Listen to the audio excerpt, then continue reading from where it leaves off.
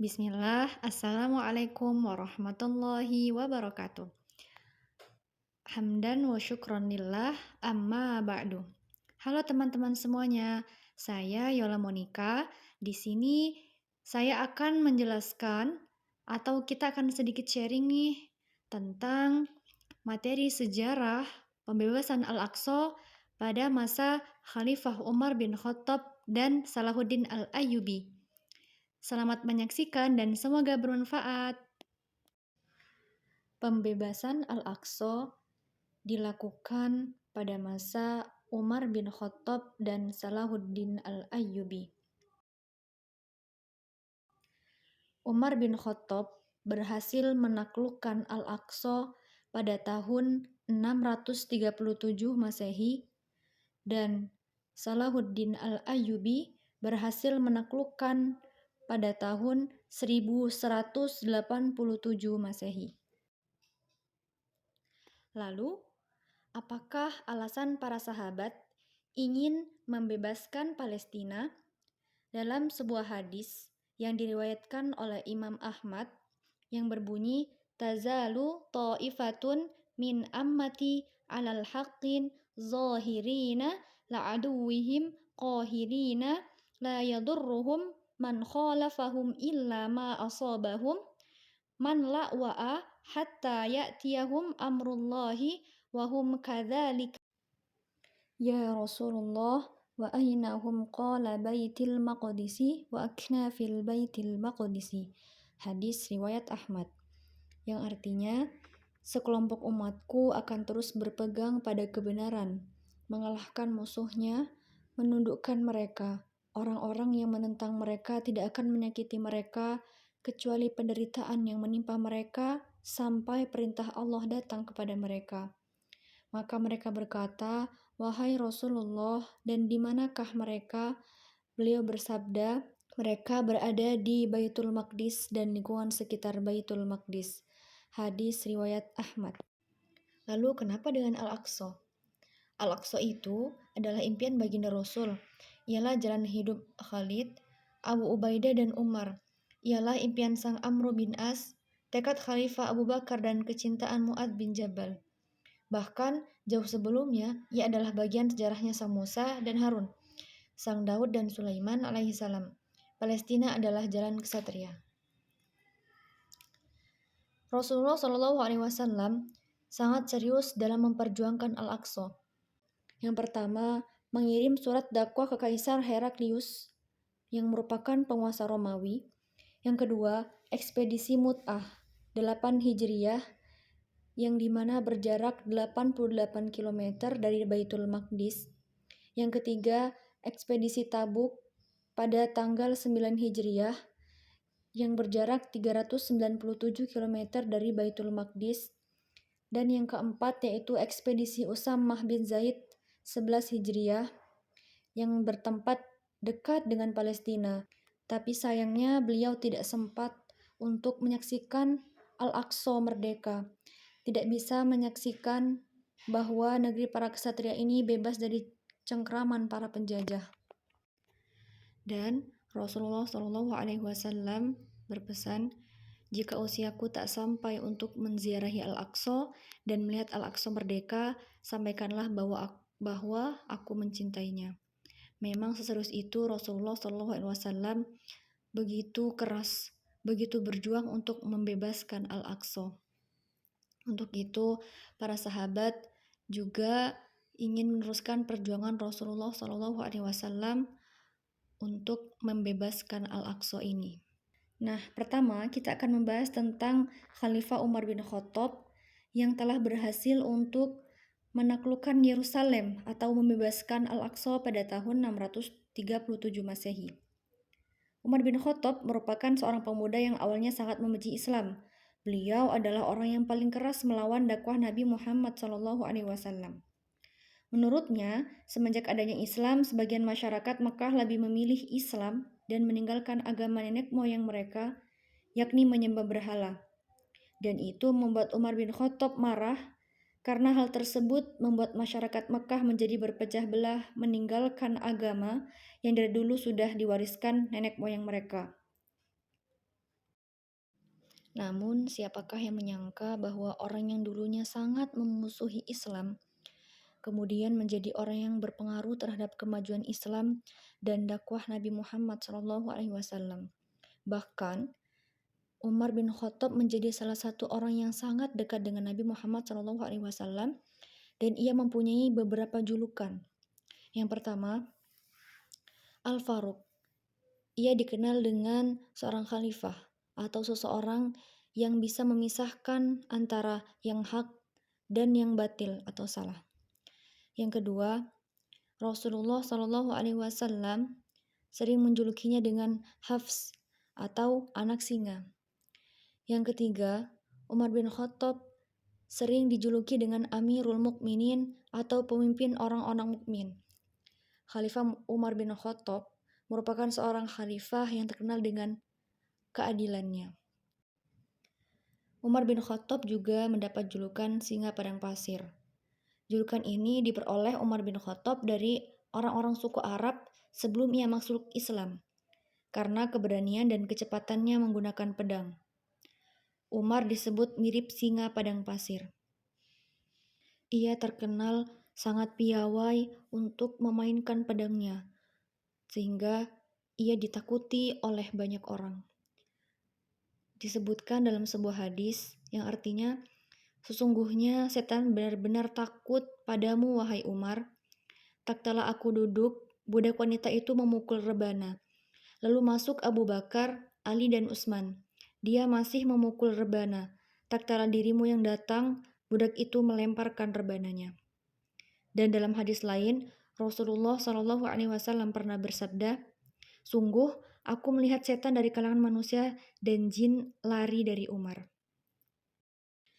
Dalam kepemimpinan Umar bin Khattab, ada beberapa kemajuan Islam. Yang pertama, yaitu pemberlakuan ijtihad. Yang kedua, adanya pembentukan birokrasi pemerintahan. Dan yang ketiga, perkembangan ekonomi dan ekspansi wilayah, di mana salah satu ekspansi wilayah di sini yaitu pembebasan negeri Yerusalem ataupun pembebasan Al-Aqsa. Nah, dalam rangka pembebasan kota Yerusalem ataupun pembebasan Al-Aqsa ini, ada beberapa fakta penting. Yang pertama, pembebasan Al-Aqsa ini dipimpin oleh Panglima Bintang, yaitu Khalid bin Walid, Abu Ubaidah bin Jarrah, dan Amr bin As. Yang kedua, Khalifah Umar sendiri yang menerima kunci menuju Yerusalem. Dan yang ketiga, sekitar 20 tahun sebelumnya, Baitul Maqdis sempat jatuh ke tangan Persia dan terjadi pembantaian 90.000 penduduk. Pada misi penaklukan kota Yerusalem, Umar bin Khattab mengirimkan Abu Ubaidah untuk melakukan penyerangan ke Yerusalem. Abu Ubaidah di sini mengirimkan pasukannya dan mengirimkan beberapa jenderal untuk melakukan pengepungan dan penyerangan kepada Yerusalem. Pada saat pengepungan, pihak yang mengepung dan pihak yang terkepung, di mana dalam hal ini pasukan Abu Ubaidah dan Amr bin As dan pihak Romawi di sini yang terkepung, mereka berusaha untuk melakukan negosiasi di mana pihak Abu Ubaidah menawarkan agar pihak Yerusalem menyerahkan kota dan masuk ke dalam agama Islam. Namun, negosiasi ini tidak diterima oleh orang-orang Yerusalem, sehingga penyerangan pun tetap dilakukan. Penyerangan dilakukan dengan menghujani tentara musuh dengan anak panah dan juga tembakan api. Senjata pilihan yang digunakan tersebut merupakan serangan dari jarak jauh, yang dalam hal itu merupakan strategi yang bagus untuk menyerang karena kondisi Yerusalem yang dikelilingi bangunan tembok yang sangat tinggi, maka hal itu menyerang mereka dengan panah merupakan senjata yang tepat untuk digunakan. Lalu karena mereka sudah merasa terdesak, pihak Yerusalem pun akhirnya mencoba untuk melakukan proses negosiasi kembali. Umat Islam tetap berusaha melakukan komunikasi yang baik dengan pemimpin dari Yerusalem yang awalnya mereka menolak, dan setelah lama terkepung, barulah mereka mau untuk berkomunikasi dan berunding terkait penyerahan kota. Penolakan yang mereka lakukan disebabkan tawaran yang menurut pihak Yerusalem kurang memuaskan, dan juga hal unik yang menjadi alasan mereka menolak perdamaian tersebut adalah karena ketidaktahuan mereka bahwa pasukan yang mengepung mereka adalah pasukan yang dikirim dari Umar bin Khattab. Karena menurut kitab suci mereka dikatakan bahwa kota mereka hanya bisa ditaklukkan oleh salah satu sahabat Rasulullah SAW yang bernama Umar bin Khattab. Setelah mengetahui bahwa pasukan tersebut merupakan pasukan yang dikirim oleh Umar bin Khattab, akhirnya mereka kembali bernegosiasi dan akhirnya menghasilkan sebuah keputusan bahwa mereka mau menyerahkan kota dan hal itu bisa diartikan sebagai kemenangan yang diperoleh umat Islam. Namun, dengan syarat jika penyerahan kota akan diberikan langsung kepada Umar bin Khattab. Dan akhirnya pada tahun 637 Masehi, kota Yerusalem sudah resmi menjadi milik orang Islam. Ada beberapa fakta mengenai penaklukan kota Yerusalem. Yang pertama, penyerangan dilakukan dengan secara fisik dan psikologis. Yang kedua, Umar mengirim 7 jenderal sekaligus dan masing-masing jenderal mempunyai pasukan yang berjumlah 5.000 tentara. Jadi, total ada 350.000 pasukan. Yang ketiga, alasan mereka menolak tawaran untuk berdamai dan menyerah adalah karena dinilai bahwa tawaran pasukan Umar bin Khattab kurang memuaskan dan ketidaktahuan mereka bahwa pasukan yang mengepung mereka merupakan pasukan yang dikirim oleh Umar bin Khattab. Nah, itu mungkin sejarah singkat mengenai perjuangan pembebasan Al-Aqsa pada masa Umar bin Khattab.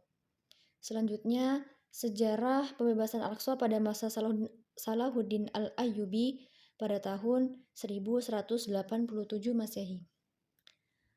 An-Nasir Salahuddin Yusuf ibnu Ayyub adalah seorang panglima perang dan pejuang muslim di Tikrit, Irak saat ini.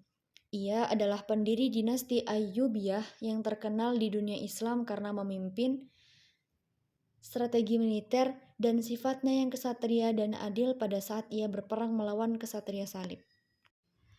Beberapa prestasi yang telah dicapai oleh Salahuddin Yusuf Al-Ayyubi yang pertama yaitu menyatukan negara-negara Islam yang pada saat itu sedang terpecah belah. Yang kedua, menguasai Damaskus, kemudian Aleppo pada tahun 1185 Masehi, dan Mosul pada tahun 1186 Masehi. Yang ketiga, memperluas wilayah kekuasaan hingga mencakup Yaman, Tripoli, Suriah, dan Maghrib. Dan yang paling besar dan paling bersejarah yaitu merebut kembali Baitul Maqdis yang sebelumnya telah berhasil dibebaskan pada masa Khalifah Umar bin Khattab. Namun setelah 400 tahun berjalan dengan damai, mereka hidup berdampingan, namun kembali berhasil direbut oleh pihak Yahudi. Ada beberapa fakta tentang pembebasan Al-Aqsa pada masa Salahuddin Yusuf Al-Ayyubi. Yang pertama, Salahuddin Al-Ayyubi hidup ketika Palestina terbagi menjadi 5 negara salib yang mencengkram tanah Syam. Dunia Islam sedang pecah-pecahnya. Sesama negeri Muslim malah mementingkan dirinya sendiri. Banyak anak-anak Muslim yang tidak mengenal Islam dan ilmu-ilmu agama. Yang kedua, Salahuddin adalah tokoh final yang menjadi akhir estafet para kesatria-kesatria hebat sebelumnya yang ingin membebaskan Palestina. Di sini kita akan melihat bahwa Salahuddin meneruskan perjuangan Sultan Nuruddin Zanki, melanjutkan perjuangan ayahnya Nuruddin Zanki. Kesemuanya adalah para pendekar yang membuat gentar pasukan salib. Yang ketiga, Salahuddin memiliki 250.000 tentara yang siap siaga bertempur kapanpun. Namun, di pertempuran terbesar melawan pasukan salib, ia hanya membawa 13.000 pasukan. Ia memilih 13.000 pasukan terbaik yang paling berkualitas ibadahnya. Dan itulah kunci yang membuat Salahuddin memenangkan pertempuran Hittin melawan 60.000 pasukan salib. Dia berhasil merontokkan 30.000 pasukan dan menawan 30.000 sisanya. Itulah mungkin sejarah singkat mengenai pembebasan Al-Aqsa pada masa Salahuddin Al-Ayyubi. Dalam sebuah kitab Al-Masjidil Aqsa, Al-Haqiqatu wa Tarik dikisahkan, suatu hari ada seorang yang memberanikan diri bertanya langsung kepada Salahuddin Al-Ayyubi. Wahai pemimpin kami, mengapa kami tak pernah melihatmu tersenyum? Beliau menjawab, bagaimana bisa aku tersenyum sementara Al-Aqsa dijajah? Demi Allah, aku malu untuk tersenyum sementara di sana saudara-saudaraku disiksa dan dibantai. Bahuddin Ibnu Syaddad menulis tentang Salahuddin. Bagi Salahuddin, perkara Baitul Maqdis adalah masalah yang sangat besar. Tak akan bisa dipikul kecuali oleh orang-orang yang kokohnya seperti gunung. Beliau seperti seorang ibu yang sangat berduka, maka beliau berpergian mengajak orang demi orang, memanggil umat untuk berjuang, dan air matanya mengalir. An-Nawadir Al-Sultaniyah. Mungkin kesimpulan dari pemaparan saya hari ini bahwa Salahuddin Al-Ayyubi dan Umar bin Khattab adalah sosok di balik keberhasilan tentara Islam dalam menguasai Baitul Maqdis dari tangan tentara Kristen dalam perang salib. Lalu, ketika Palestina menyentuh hatimu, kamu akan sadar, hidup ini terlalu mahal untuk terlena saja. Mari, lakukan sesuatu untuk Palestina. Zaman perjuangan yang pernah terjadi di masa Umar bin Khattab dan Salahuddin Al-Ayyubi datang lagi kini. Zaman perjuangan itu datang lagi kini. Mari kita teruskan jalan kesatria ini. Percayalah, langkah kecilmu sangat bernilai di mata Allah. Mungkin itu sedikit sharing-sharing kita hari ini ya. Terima kasih sudah menyempatkan waktunya untuk menonton video ini. Sekali lagi terima kasih dan banyak maaf. Wassalamualaikum warahmatullahi wabarakatuh.